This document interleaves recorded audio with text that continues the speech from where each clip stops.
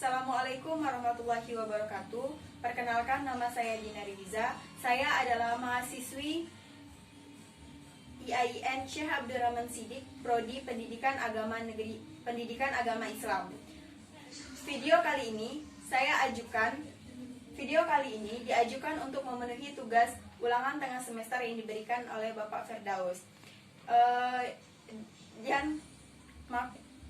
Untuk makul administrasi dan supervisi pendidikan mengenai kepemimpinan pendidikan. Nah, apa sih kepemimpinan itu? Kepemimpinan itu adalah suatu kemampuan dalam mempengaruhi suatu kelompok agar dapat mencapai tujuan, sehingga kepemimpinan ini lebih menekankan kepada sejauh mana seseorang dapat memimpin suatu organisasi tersebut. Jadi, disinilah kita dapat melihat seseorang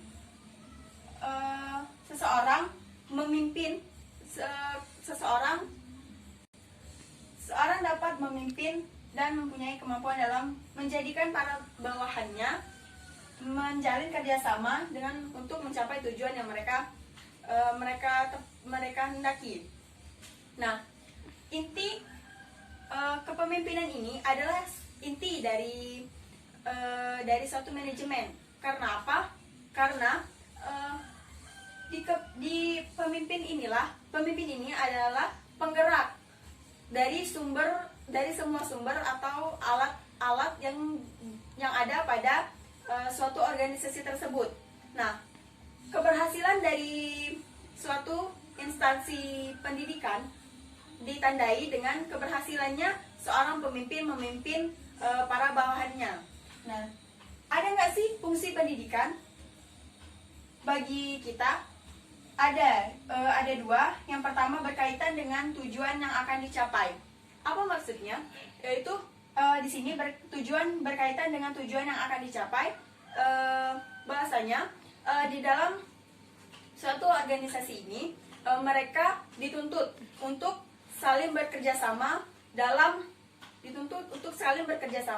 dalam mengeluarkan semua aspirasi atau pola pemikiran mereka di dalam menetapkan tujuan yang ingin mereka capai. Dan di sini masing-masing dari rekan kerja atau para bawahan ini memberikan motivasi atau dorongan untuk para rekan kerjanya yang lain. Yang kedua ada berkaitan dengan kegiatan menciptakan iklim kerja yang sehat dan menyenangkan disertai pemeliharaan. Apa sih maksudnya? Yaitu di sini para rekan kerja dituntut untuk menciptakan suatu kondisi atau suatu situasi yang dimana itu menghasilkan sesuatu yang menyenangkan, sehingga mereka dapat selalu menciptakan suatu perasaan yang harus dimana menciptakan suatu perasaan yang bekerja sama antara satu dan yang lain. Nah, adapun pendekatan, ada 5 macam pendekatan. Yang pertama pengaruh kewibawaan, yang kedua pendekatan sifat, yang ketiga ada perilaku, yang keempat ada kontingensi atau situasional, yang kelima ada kewibawaan. Nah, adapun pengaruh timbal balik antara pemimpin dan bawahan, di mana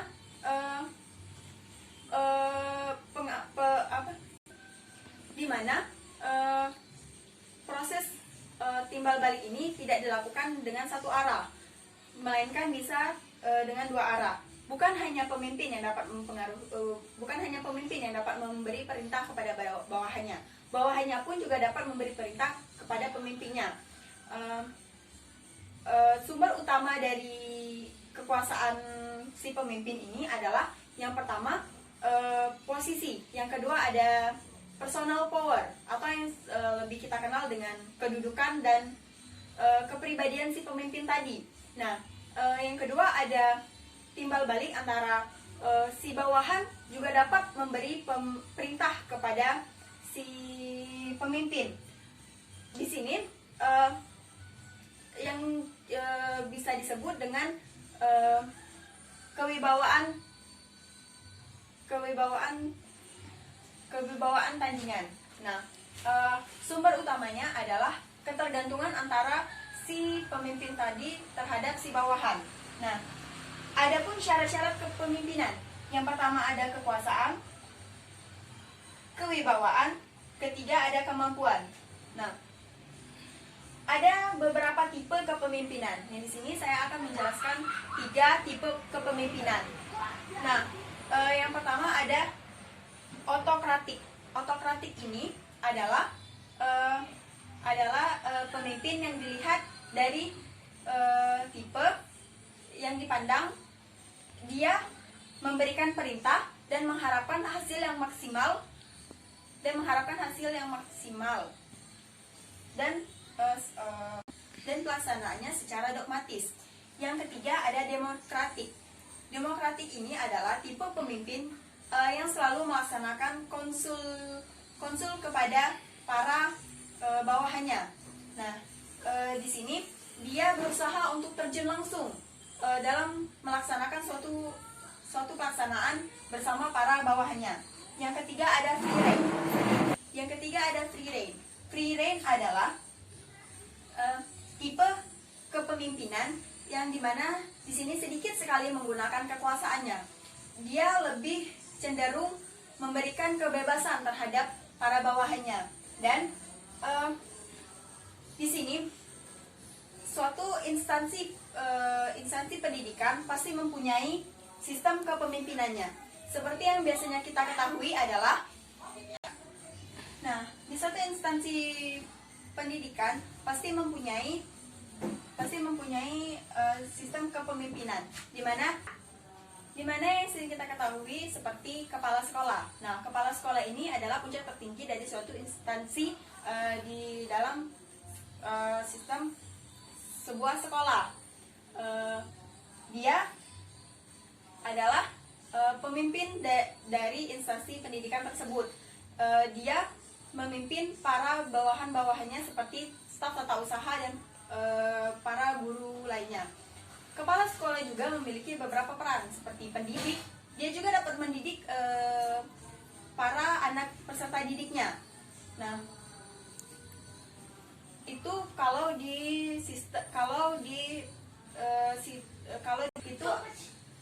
itu adalah kalau di kawasan sekolah. Nah, tetapi jika di ruang lingkup yang lebih luas, kepala sekolah ini ada lagi atasannya seperti Kementerian Pendidikan. Nah, mungkin sekian pemaparan materi dari saya. Mohon maaf jika ada salah, kepada Allah saya mohon ampun. Wabillahi taufiq wal hidayah. Wassalamualaikum warahmatullahi wabarakatuh.